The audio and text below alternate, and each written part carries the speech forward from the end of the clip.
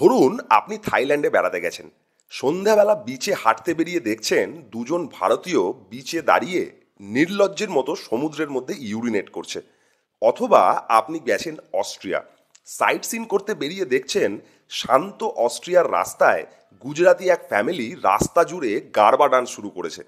দুবাইয়ের এই বুর্জ খালিফার ঘটনাটা তো খুব রিসেন্ট।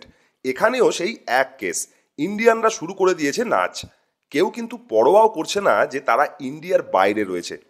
আচ্ছা, শুধু যদি নাচ গানে থেমে থাকতো তাও হতো। এখানে দেখুন, এই ভারতীয় ভদ্রলোক ব্যাংককের হোটেলে টেবিল চাপড়ে উগড়ে দিচ্ছেন তার রাগ।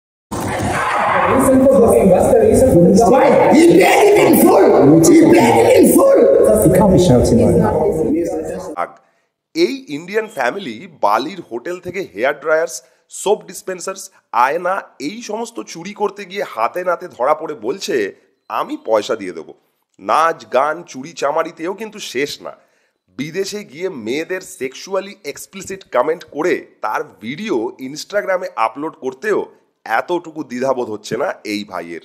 कमाल का माल है, देख रहे हो ना यार, आप कमाल की माल हो। कसम से ना दबाने का मैं है ना पति कैसे सबर कर रहा हूं मैं। এই ধরনের ঘটনাগুলো এখন দ্রুত ভাইরাল হচ্ছে সোশ্যাল মিডিয়ার মাধ্যমে। ফলস্বরূপ একটা গ্লোবাল পারসেপশন তৈরি হচ্ছে ইন্ডিয়ান ট্যুরিস্টদের নিয়ে। ইন্ডিয়ান ট্যুরিজম দিন দিন যত বাড়ছে, অন্যান্য দেশের অনেক মানুষ বারবার এক অস্বস্তিকর প্রশ্ন তুলছে, ইন্ডিয়ান ট্যুরিস্টরা এত বিরক্তিকর আর অভদ্র কেন?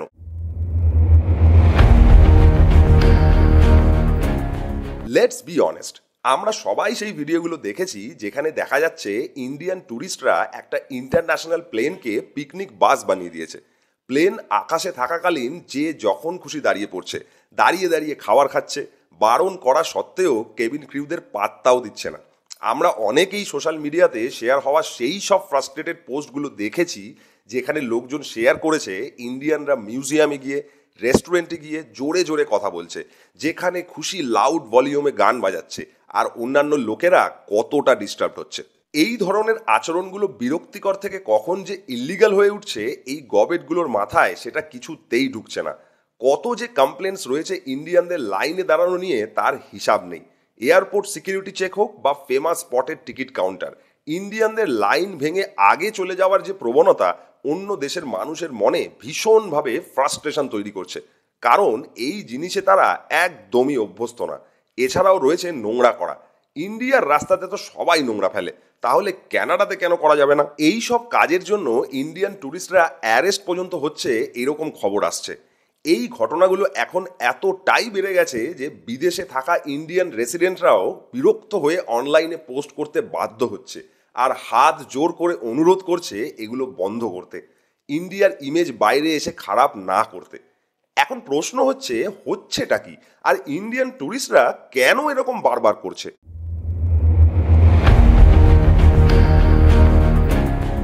ফার্স্ট থিংস ফার্স্ট, এটা আগে বুঝে নিতে হবে যে এই মানুষগুলো যারা এরকম করছে তারা কিন্তু মাইনরিটি।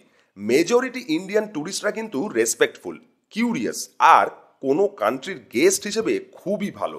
কিন্তু কিছু লোকের অ্যাকশন এতটাই লাউড যে সমস্ত ইন্ডিয়ান ট্যুরিস্টদের প্রতি একটা স্টিরিওটাইপ তৈরি করছে। এখানে এটাও বুঝতে হবে একটা কালচারাল ডিসকানেক্ট রয়েছে, যেটা ইন্ডিয়াতে কোনো রকমই ইস্যু না, যেমন জোরে কথা বলা, অন্যদের পার্সোনাল স্পেসের ব্যাপারে মাথা না ঘামানো বা অতিরিক্ত বার্গেনিং করা। অন্যান্য অনেক দেশে এগুলো রুড বিহেভিয়ার হিসেবে দেখা হয়। আর বেশিরভাগ সময়ে এর কারণ হলো অ্যাওয়ারনেসের অভাব। প্লেনে ওঠার আগে 5টা মিনিট গুগল করে নিলে কিন্তু লোকাল কালচার সম্পর্কে একটা ধারণা আরামসে পাওয়া যায়।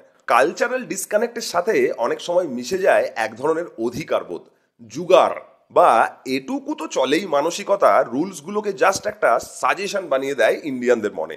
এর উপর যদি অ্যাড হয় সোশ্যাল মিডিয়ার চাপ, মানে ওই ধরুন পারফেক্ট ইনস্টা রিলটা তো বানাতেই হবে, তখন একটা পবিত্র মন্দিরের প্রতি শ্রদ্ধা দেখানোর থেকে ভাইরাল নাচের ভিডিও তোলাটাই অনেকের কাছে বেশি ইম্পর্টেন্ট হয়ে ওঠে। আপনি কি জানেন ইন্ডিয়ান ট্যুরিস্টরা ব্যাড ট্যুরিস্ট হিসেবে যতটা বদনাম, তার থেকেও বেশি বদনাম আমেরিকানসরা, ব্রিটিশরা, চাইনিজরা। Ugly American, rowdy British bachelor party, pushy Chinese tour groups, এই সমস্ত নামগুলো কোনো না কোনো কারণেই দেওয়া হয়েছে। ইন্ডিয়ান ট্যুরিস্টরা এখন যে এত বেশি হাইলাইট হচ্ছে তার প্রধান কারণ হিসেবে বলা যায় ইন্ডিয়ার ইকোনমি দিন দিন যত বাড়ছে, ইন্ডিয়ার মিডল ক্লাস ফার্স্ট টাইম বিদেশ ভ্রমণের স্বপ্ন পূরণ করতে পারছে। সংখ্যাটা এতটাই বেশি যে এই ধরনের ঘটনাগুলো চোখে পড়ার মতো বেশি দেখা যাচ্ছে। এখানে কিন্তু এটা বুঝতে হবে, বেশি করে চোখে পড়ছে মানে এই নয় যে সবাই বাজে আচরণ করছে বিদেশে গিয়ে। এটার মানে স্পটলাইটটা জাস্ট ব্রাইটার। স্পটলাইটটা ব্রাইট হওয়াতে সমস্ত ইন্ডিয়ান ট্যুরিস্টরাই একই ক্যাটাগরিতে চলে আসছে, যার ফলে কিছু না করেই শুধু ইন্ডিয়ান হওয়ার জন্যই অনেককেই এম্বারাসমেন্ট ফেস করতে হচ্ছে, ক্ষমা পর্যন্ত চাইতে হচ্ছে।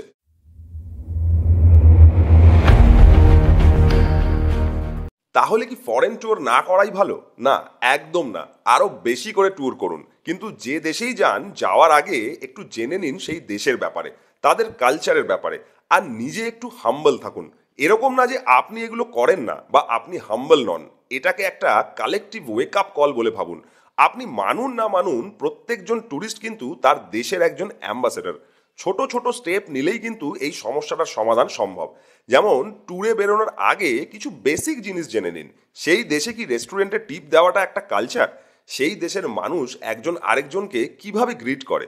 পাবলিক প্লেসে কি লোকজন জোরে কথা বলে? এই রকম একটু যদি হোমওয়ার্ক করে যাওয়া যায়, তাহলে এই চরম এম্বারাসমেন্টের হাত থেকে কিন্তু রেহাই পাওয়া খুবই সম্ভব। আমাদের মাইন্ডসেটটা জাস্ট একটু চেঞ্জ করতে হবে। আমরা ওই দেশের কাস্টমার না, গেস্ট। আমরা অন্য একজনের বাড়িতে ঘুরতে গেছি, তাই আমাদের সেরকম ভাবে অ্যাক্ট করতে হবে। তার মানে সেখানে লকে মানতে হবে, নোংরা করা চলবে না, স্টাফদের সাথে পোলাইট ব্যবহার করতে হবে, জোরে চেঁচিয়ে ধমকে না। আমাদের গোল হবে আমরা এরকম আচরণ করব, এরকম ব্যবহার করব, যাতে আমরা চলে যাওয়ার পর আরেকজন ইন্ডিয়ান যখন সেখানে আসবে, তাকে যেন সেখানে লোকেরা হাসি দিয়ে ওয়েলকাম করে, বিরক্তির সাথে নয়।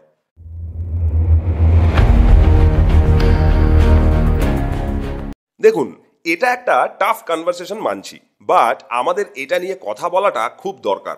আপনি কি ভাবেন? আপনি কি কখনো এরকম নিজে ফেস করেছেন? যদি করে থাকেন, অনেস্টলি কমেন্টে জানান। সবশেষে দ্য আগলি ইন্ডিয়ান ট্যুরিস্ট এই স্টিরিওটাইপ কখনোই ইন্ডিয়ানদের গল্প হতে পারে না। ভাইরাল এম্বারাসিং ভিডিওগুলো নিশ্চয়ই আছে, কিন্তু তার থেকেও বেশি আছে অনেক অনেক কাইন্ডনেস মোমেন্ট, রেসপেক্টফুল ট্রাভেল। অতিথি দেবা ভাবা। ইন্ডিয়াতে কেউ এলে আমরা যেরকম বলি, বাইরের দেশে আপনি কিন্তু সেই দেবতা। তাই খুব সিম্পল, পাসপোর্টের সাথে সাথে ম্যানার্সটাও আমাদের প্যাক করতে হবে। আর এটা মনে রাখতে হবে, বেস্ট সুভিনিয়ার্স আমরা যদি কিছু নিয়ে আসতে পারি সেই দেশ থেকে, সেটা হবে গুড মেমোরি। আমরা এখন নতুন একটা স্টোরি লিখতেই পারি, one trip at a time.